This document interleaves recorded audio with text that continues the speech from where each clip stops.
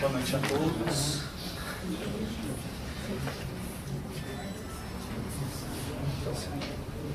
Boa noite.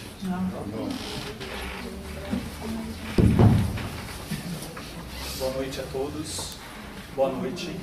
Não estão ouvindo? Não? Não. Alô, som. Boa noite.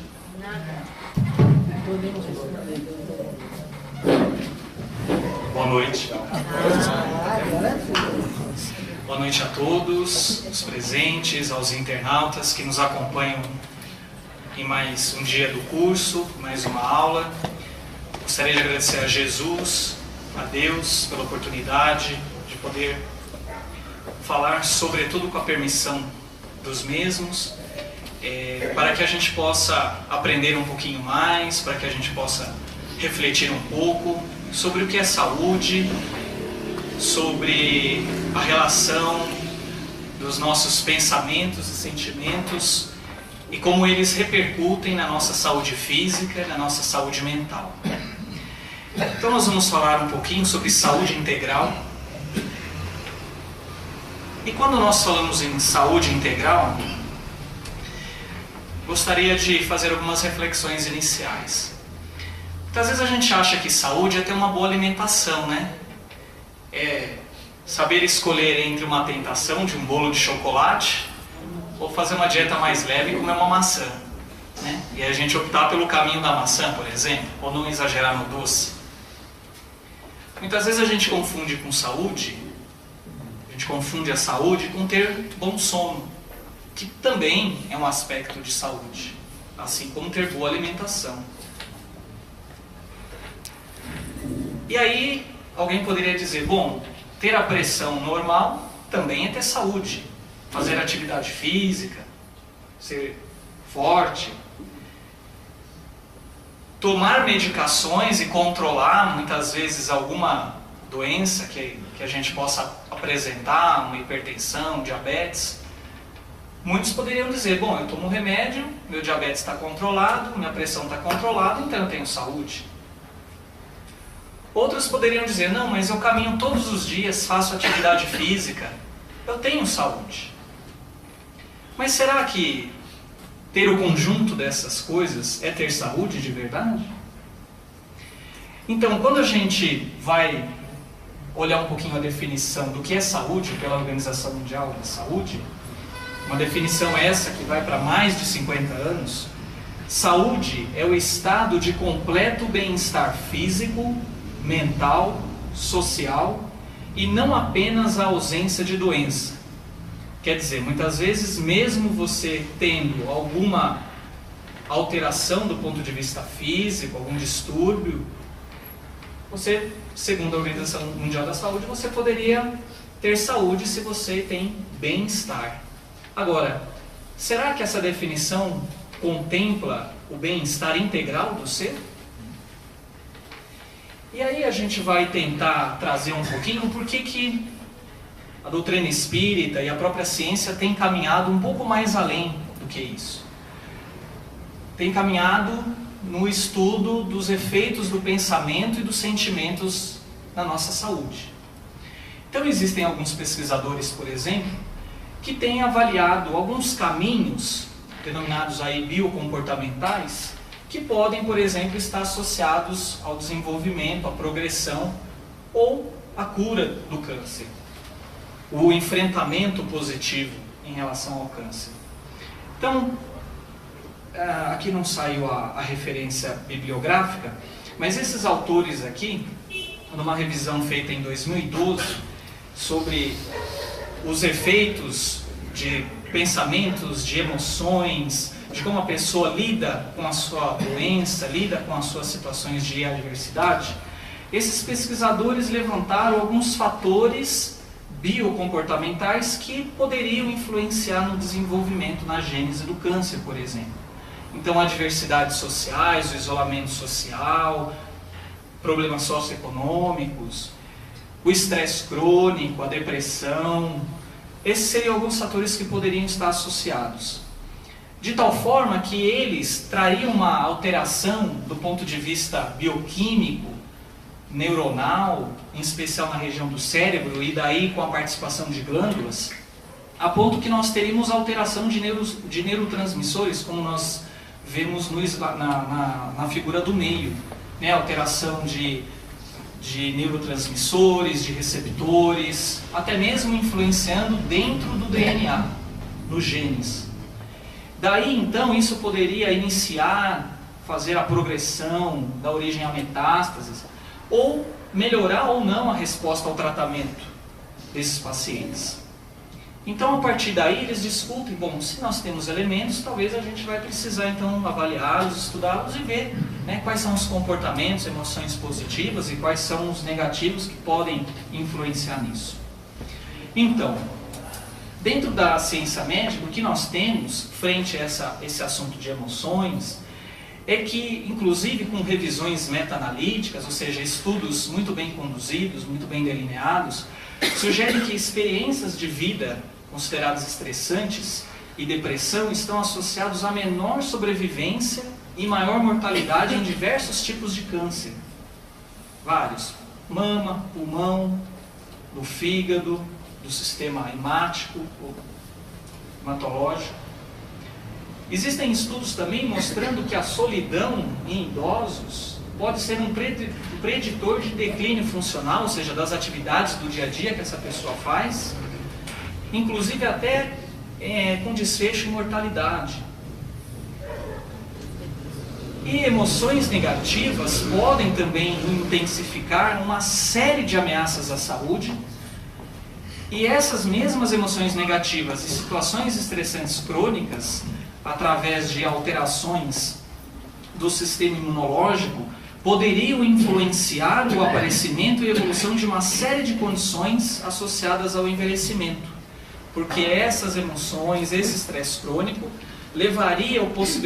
faria com que o organismo estivesse produzindo algumas substâncias denominadas de citocinas, que são pró-inflamatórias, ou seja, deixa alguns órgãos, deixa o sistema físico, os sistemas que compõem o organismo físico, em permanente estresse. E como nós sabemos, esse estresse oxidativo está na base de muitas doenças, inclusive agravando-as. Então, doenças cardiovasculares, osteoporose, artrite, diabetes, certos tipos de câncer, doença de Alzheimer, fragilidade, declínio funcional e doença periodontal, são algumas doenças que já estão sendo estudadas e que observa-se que o estresse crônico, a depressão, está diretamente associado a essas doenças. Além disso, as emoções negativas poderiam contribuir para a infecção prolongada e a cicatrização retardada. Isso são dados de estudos. Recursos como estreitar relações pessoais, que diminuem as emoções negativas, podem melhorar a saúde, em parte, através do seu impacto positivo sobre a regulação imune endócrina. Então, quer dizer, a ciência começa a abrir os olhos para as questões das emoções, do nosso estado de humor. Bom, e na visão espírita? Como é que nós entendemos isso? Então, a visão de saúde, então, amplia-se dentro da doutrina espírita. Como nos diz Emmanuel, saúde é a perfeita harmonia da alma, né? Então, falar em saúde vai muito mais além do que aquelas condições que nós colocamos no primeiro slide. E se estamos falando em alma, então a gente precisa estudar, saber do que ela se trata, para a gente entender como é que nós vamos conseguir essa harmonia. Precisamos entender também se isso pode acontecer de um dia para o outro, ou se isso demora um tempo, se isso demora reencarnação, se isso demora vidas sucessivas através das reencarnações, e o que a gente precisa fazer para prevenir e para poder tratar. Tudo bem? Muito bom. Então, o espírito Joseph Gleber, em A Alma da Matéria, coloca uma definição que eu acho muito, muito interessante. Saúde é a realização real da conexão criatura-criador. E a doença é o contrário momentâneo de tal fato. Ou seja, a doença é a falta ou a ausência temporária dessa conexão com o alto. Como assim? Qual é a conexão? A lei de amor, o exercício, a prática do amor, da caridade, o entendimento, o perdão, a nossa boa vontade, não é? Recursos que vão estimular cada um de nós para que a gente faça essa conexão. A fé, o fato de nós termos a boa vontade de nos renovarmos intimamente.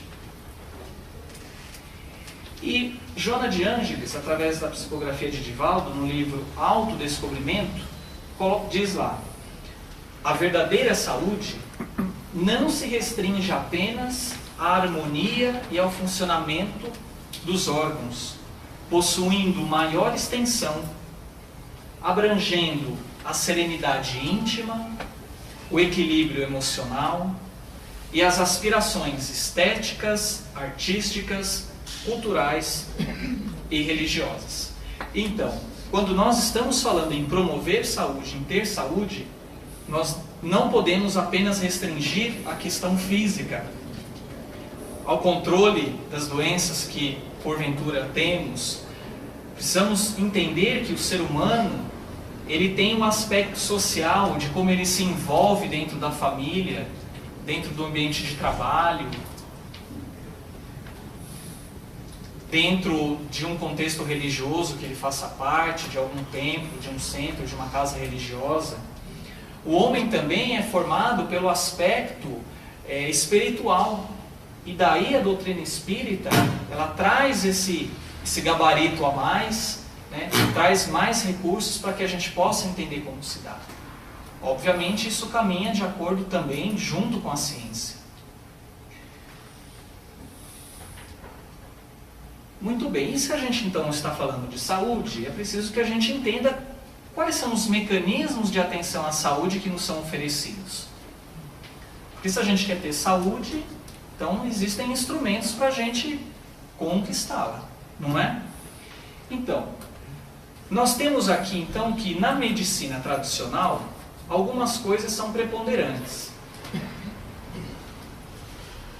Onde há um forte determinismo genético, ou seja, aquela ideia de que toda a nossa condição já está pré-determinada e se encontra ali nos genes, muitas vezes até tirando a oportunidade da gente refletir e entender e se resignar, mas também enfrentar e ter elementos para que a gente possa enfrentar e aprender com o processo de adoecimento ou de perdas.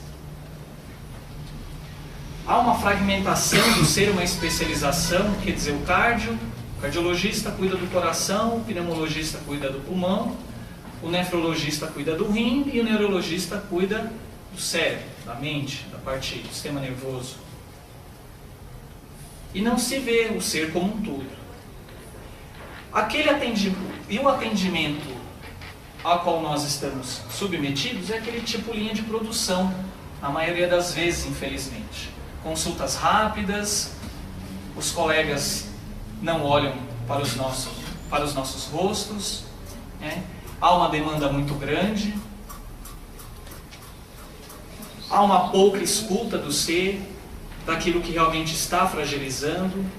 Muitas vezes o que está fragilizando, o que está fazendo o ser estar doente, na verdade é uma condição familiar, de perda, de problema financeiro, de problema social, relacionado à questão da autoaceitação daquela condição e a desvalorização dos aspectos emocionais e espirituais que estamos caminhando à medida em que as universidades abrem as suas portas para discutir saúde e espiritualidade, os efeitos da religiosidade e da espiritualidade na saúde física.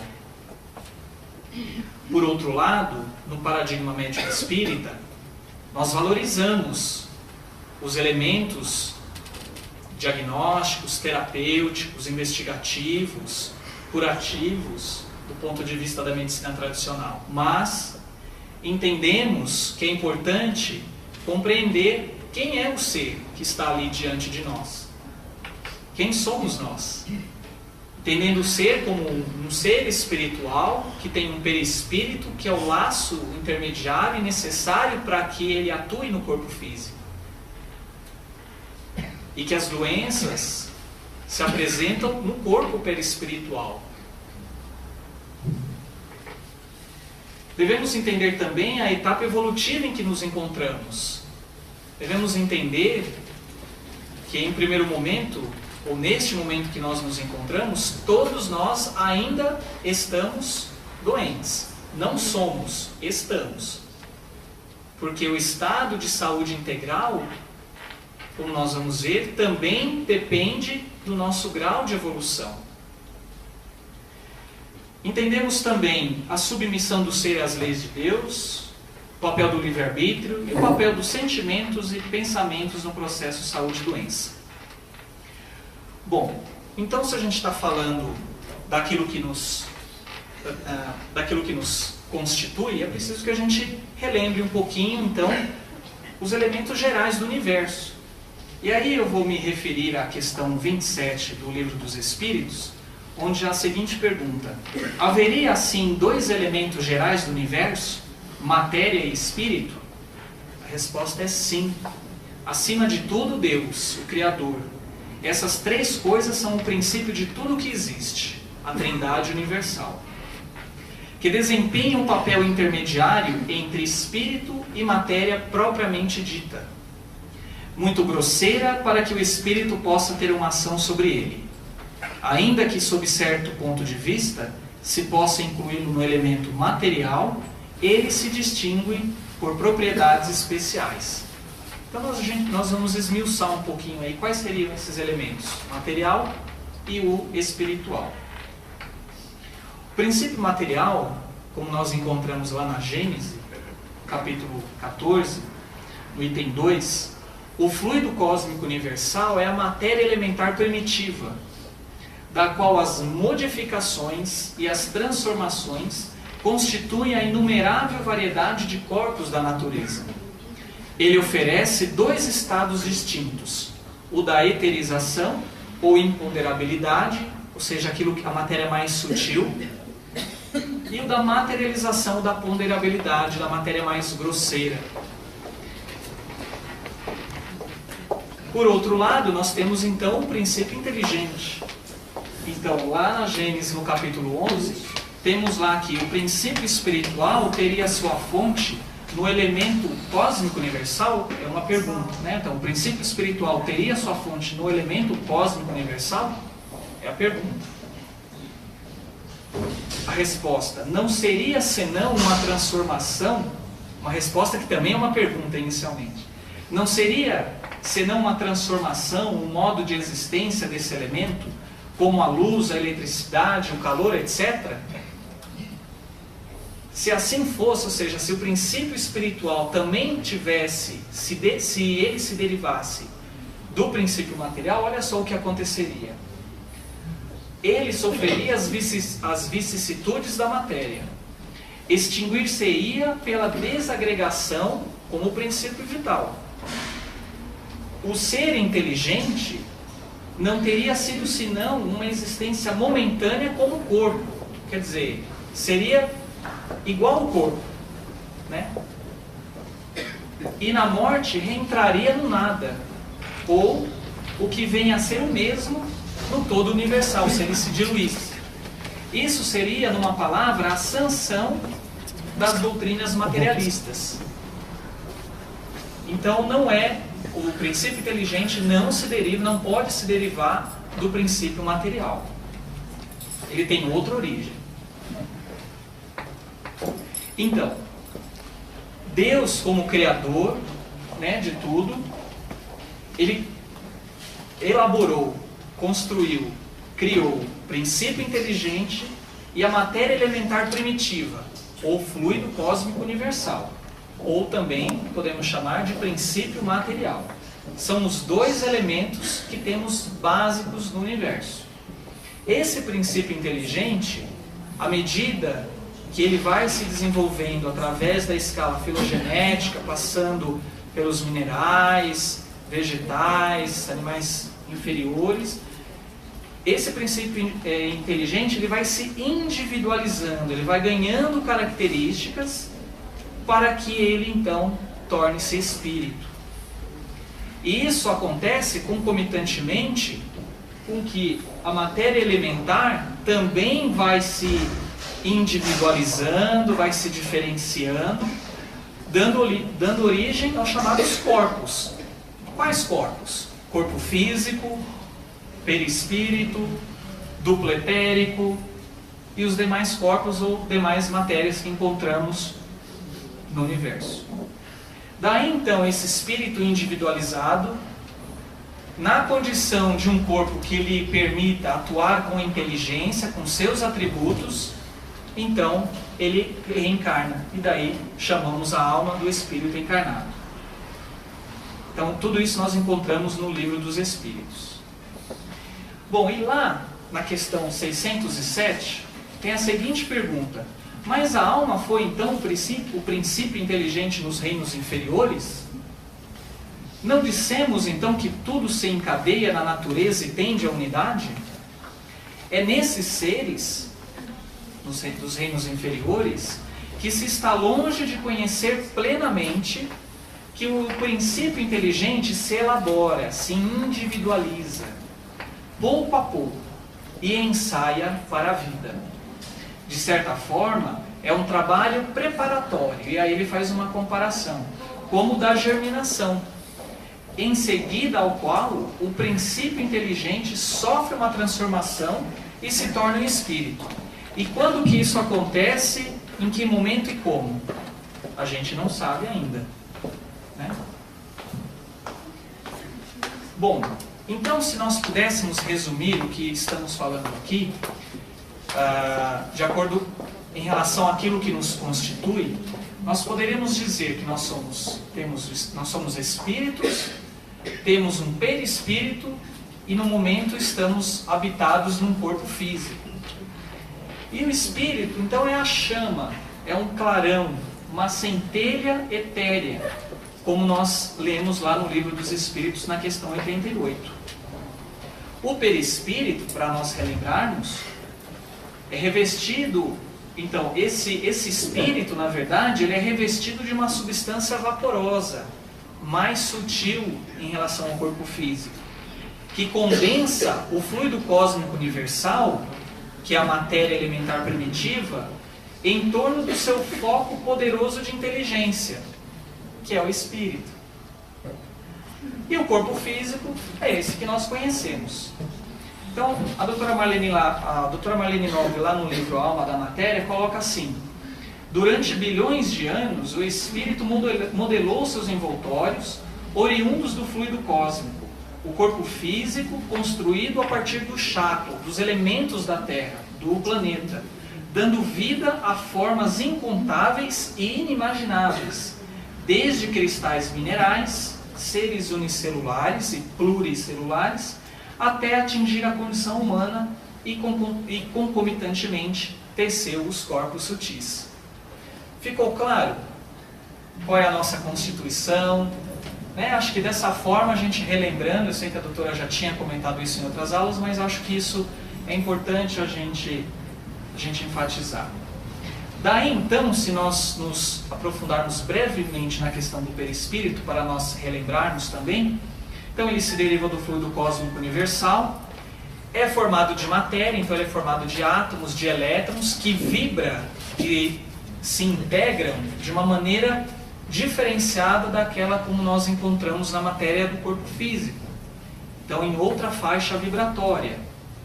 É o laço que une a alma ao corpo semimaterial, pelo qual o espírito atua sobre a matéria e a matéria atua sobre o espírito. Daí é a forma como nós atuamos então na nossa vida.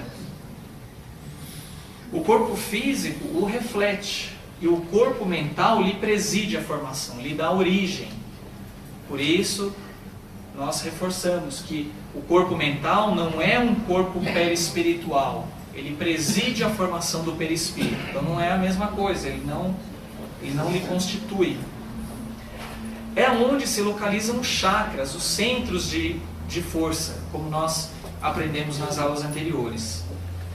E aí no livro Entre a Terra e o Céu, no capítulo 20, para que a gente possa ter uma outra informação sobre o perispírito, o nosso veículo sutil, tanto quanto o corpo de carne, é criação mental.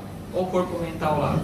Criação mental no caminho evolutivo, tecido com recursos tomados transitoriamente por nós mesmos aos celeiros do universo, nas jornadas que vamos fazendo. Não é?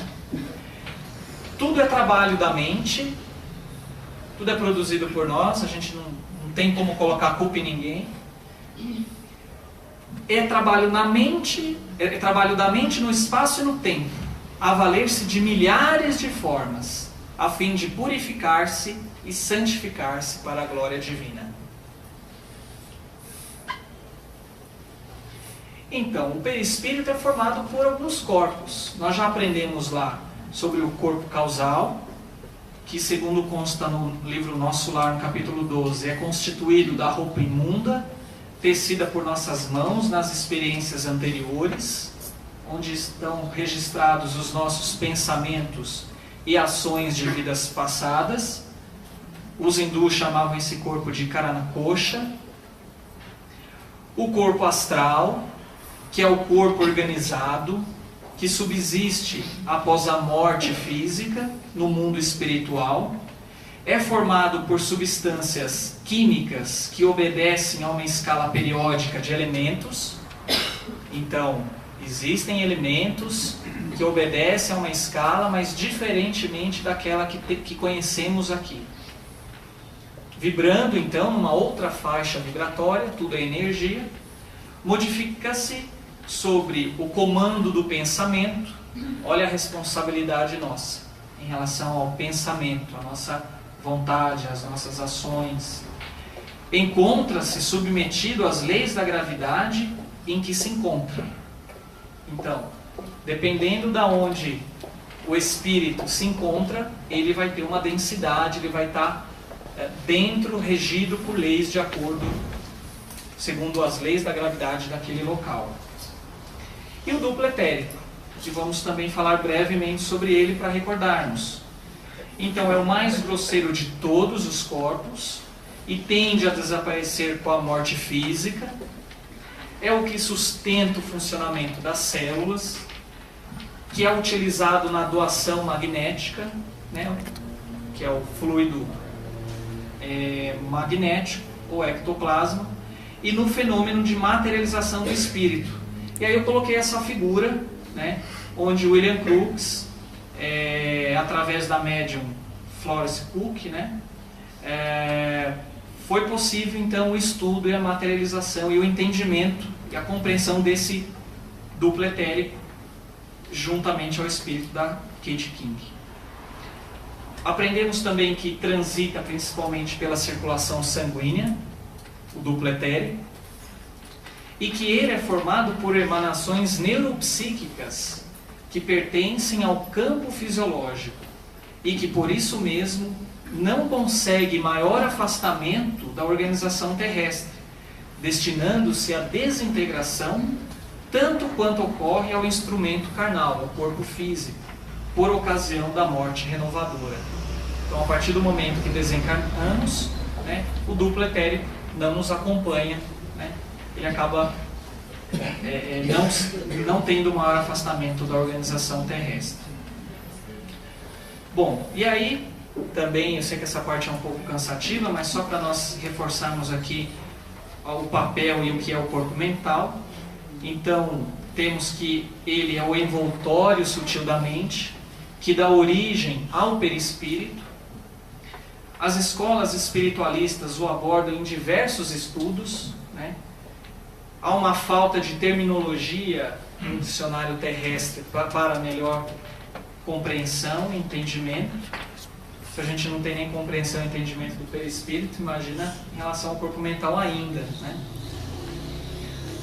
Entendemos da sua função co-criadora, né? Onde a mente elabora as criações que fluem, derivam da vontade, apropriando-se dos elementos que a circundam, que é o plasma divino, ou fluido cósmico universal. E o centro coronário incumbe-se automaticamente de fixar a natureza da responsabilidade que lhes diga respeito, marcando no próprio ser as consequências felizes ou infelizes de sua movimentação consciencial no campo do destino. Daí então, nós fazemos algumas reflexões sobre o processo saúde e doença na visão espírita. Então, a partir de tudo isso que nós falamos, da nossa constituição, da importância e da relevância dos nossos pensamentos, da condução adequada do livre-arbítrio, das nossas escolhas, da necessidade da reencarnação como progresso, como necessidade de reajuste, né? E sobretudo entendendo que temos ferramentas das mais poderosas para que isso aconteça, e essas ferramentas nós poderíamos dizer que é o conjunto de todos os ensinamentos deixados aqui pelo nosso Mestre Jesus, né? Através dos teus exemplos, das tuas palavras, das tuas ações. Ele é o modelo maior, né? E que constantemente nos convida para que a gente possa entrar numa real conexão criatura com o Criador. Então, na visão espírita, a visão espírita contempla o conjunto corpo, mente e espírito em uma perspectiva evolutiva de bilhões de anos e a necessidade da reencarnação. E daí a gente gostaria de trazer aqui um comentário, né, dentro da questão 634 do Livro dos Espíritos, para que a gente também possa nos esclarecer melhor, para que nós possamos nos esclarecer melhor.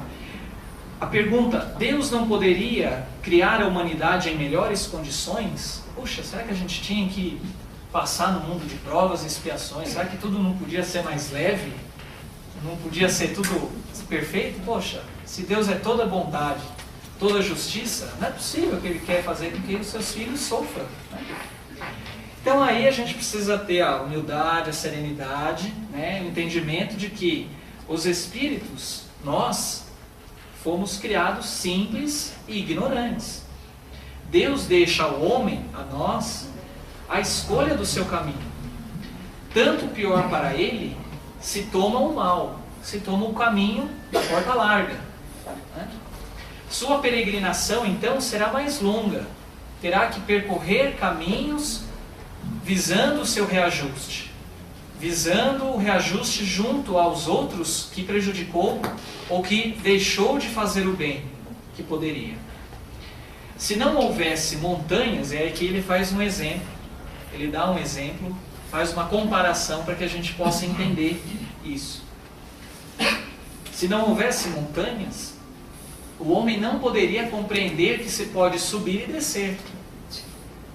E se não houvesse rochedos, ele não compreenderia que há corpos duros. Então, para o nosso aprendizado, é preciso que o espírito adquira o quê? Experiência. E para isso é preciso que ele conheça o bem e o mal. Porque somos co-criadores. E para a gente co-criar bem, nós temos o livre-arbítrio. Nós temos os conhecimentos que nos são passados, as leituras, né? Os acontecimentos, as adversidades e também os momentos felizes, que é importante que os valorizemos. Mas é importante que a gente entenda que estamos num processo que, quando falamos em saúde integral, isso é relativo, né? Quer dizer, nós ainda estamos jornadeando, né, rumo em direção à angelitude. Mas nós não vamos conquistar isso de um dia para a noite. Se demoramos bilhões de anos para chegarmos aqui, como queremos que nosso progresso se dê do dia para a noite?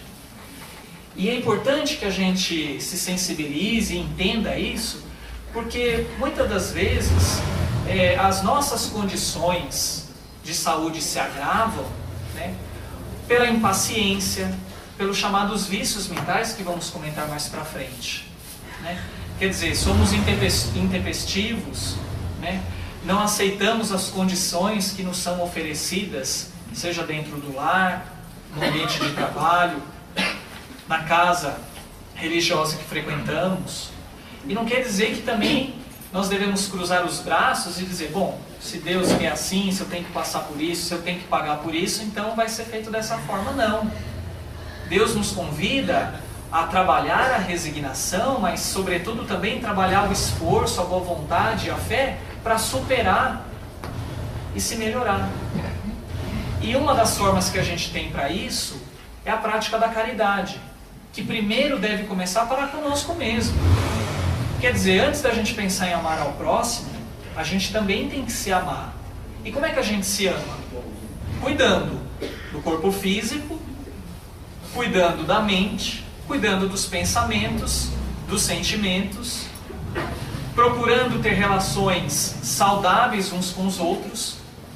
E daí, por exemplo, as bem-aventuranças que Jesus nos deixou, traz aí pra gente algumas informações, alguns roteiros que nós podemos seguir, que não somente serve de consolo, mas também nos traz o estímulo e nos indica o caminho da profilaxia e do tratamento dos nossos males. Então, ainda na visão espírita, saúde e doença está vinculada à lei de causa e efeito, né? A necessidade de repararmos aquilo que fizemos. E aí nós temos lá no livro A Luz do Eterno Recomeço, o Dr. Malini coloca na página 151, o karma é a conta do destino. Acumulamos em nosso corpo causal as consequências de nossas ações pregressas, vividas em múltiplas existências. As doenças têm origem nos vícios da alma. São estes que geram os nossos atos de desamor e, consequentemente, nossos desequilíbrios espirituais, que se refletirão sobre os nossos envoltórios sutis, no perispírito. Nós mudamos muito lentamente. Devemos ter paciência, sim. Devemos ver que somos frágeis ainda sim, mas devemos ter uma postura ativa para nos melhorarmos, porque senão a gente não vai sair dessa situação. Quer dizer, voltar para trás não vai acontecer, né? Mas se nós também não construirmos, né, um caminho mais rápido, mais eficaz para que se dê essa conexão criatura com o Criador, nós ainda vamos passar por algumas adversidades. Continuamos com o mesmo ódio aos adversários e a mesma paixão pelos amigos, mas nem o ódio é justiça e nem a paixão é amor. Então, entendemos que todas as nossas ações, os nossos pensamentos, as nossas atitudes levam a um registro perispiritual. Ficam lá marcadas, armazenadas. Ele apresenta em si mesmo a história completa das ações praticadas no mundo. E assim, nós temos uma descrição feita pelo Henrique de Luna, junto a André Luiz, né, onde ele observa em nosso lar, naquele momento em que todo o aparelho gástrico do André Luiz fora destruído à custa de excessos de alimentação e bebidas alcoólicas, aparentemente sem importância. E a oclusão intestinal que ele teve, que o levou ao desencarne, deveu-se a elementos cancerosos, resultantes de leviandades no campo da sífilis, bem como do modo exasperado e sombrio que o levou a captar vibrações destruidoras daqueles que o ouviam. Então aqui são alguns elementos, né, trazidos aqui nessa fala, que mostram qual é o caminho que pode estar por trás da gênese dos nossos desequilíbrios, dos nossos males. Logo, então, ressalta-se a importância do autodomínio frente aos semelhantes. Por isso, que eu falei anteriormente, como têm se dado as nossas relações? Que cuidado eu estou tendo comigo, com o meu corpo, com o meu pensamento? Será que eu tenho debruçado diuturnamente nesse esforço de autoburilamento, de renovação da minha postura mental, para que dentro da minha casa, dentro do ambiente de trabalho, as coisas também possam ser renovadas? Por isso aquela frase de Jesus, bem-aventurados os mansos e os pacíficos, é um dos elementos que possam tocar nos nossos corações para que a gente possa agir com mais prudência, com mais amor, sabendo que todos nós estamos jornadeando, somos criados da mesma forma e estamos jornadeando rumo ao nosso progresso, à nossa evolução. Entendemos também que esse processo saúde e doença, ele está baseado, ele está associado à importância do psiquismo da mente, ou a mente e o psiquismo influenciam, determinam de maneira significativa esse processo. Os vícios mentais estão associados ao adoecimento. Orgulho, vaidade, egoísmo, preguiça, crueldade, são vícios da nossa mente, gerando perturbações e doenças em seus instrumentos de expressão. As moléculas conhecidas no mundo e outras que ainda escapam ao diagnóstico humano, por muito tempo persistirão nas esferas torturadas da alma, conduzindo-nos ao reajuste. Então todos nós sabemos, dos nossos vícios, aqueles que predominam mais em nós, Daí a importância do reconhecimento e do enfrentamento, do abandono dos mesmos. É fácil? Não é fácil. Estamos aqui para isso. Hoje aprendemos isso, amanhã a gente pode cometer ou daqui a pouco a gente sai lá fora e comete a mesma imprudência. Mas é importante que a gente faça essa reflexão. E a ministra veneranda, lá em Nosso Lar, ela disse assim: o pensamento é força viva, em toda parte, em todo lugar. É a atmosfera criadora que envolve o Pai e os filhos, a causa e os efeitos, no lar universal. Nele transformam-se homens em anjos, a caminho do céu, ou se fazem gênios diabólicos a caminho do inferno. Ou seja, é isso que vai determinar, esse direcionamento do pensamento é que vai determinar o nosso grau de felicidade, e o estado ou as condições das provas e expiações que vamos enfrentar. Portanto, para que a gente possa concluir, nós temos recursos profiláticos para que a gente possa amenizar aquilo que temos que passar. Temos recursos para que possamos evitar essas situações e enfrentá-las de maneira positiva, de compreender o processo evolutivo em que nos encontramos, a importância da resignação e o trabalho da fé. O perdão, essencial. Talvez um dos elementos mais difíceis que temos a praticar ou vivenciar. Não é fácil perdoar, mas é um dos elementos eficazes para que a gente possa evoluir, entendendo que cada um de nós temos as nossas dificuldades e todos nós precisamos da misericórdia. Então, para que a gente possa ter a misericórdia, é preciso que nós sejamos misericordiosos, que possamos atuar, ter a caridade frente às imperfeições do próximo e das nossas também. Fazer ao outro o que gostaria que lhe fosse feito, a bondade.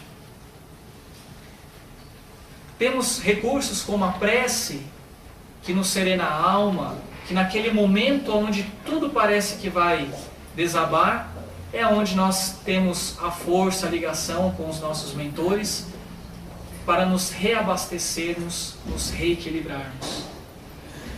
A vivência, o entendimento do autoconhecimento como um fator primordial, e muitas vezes precisamos da ajuda dos outros, de uma psicoterapia, de um entendimento. É importante espiritualizarmos. Importante a vivência, a prática do trabalho digno, honesto. Importante a paciência. E aí nós terminamos com a frase de Emmanuel, através da psicografia do Chico: renovar pensamentos não é fácil, ou não é tão fácil como parece à primeira vista.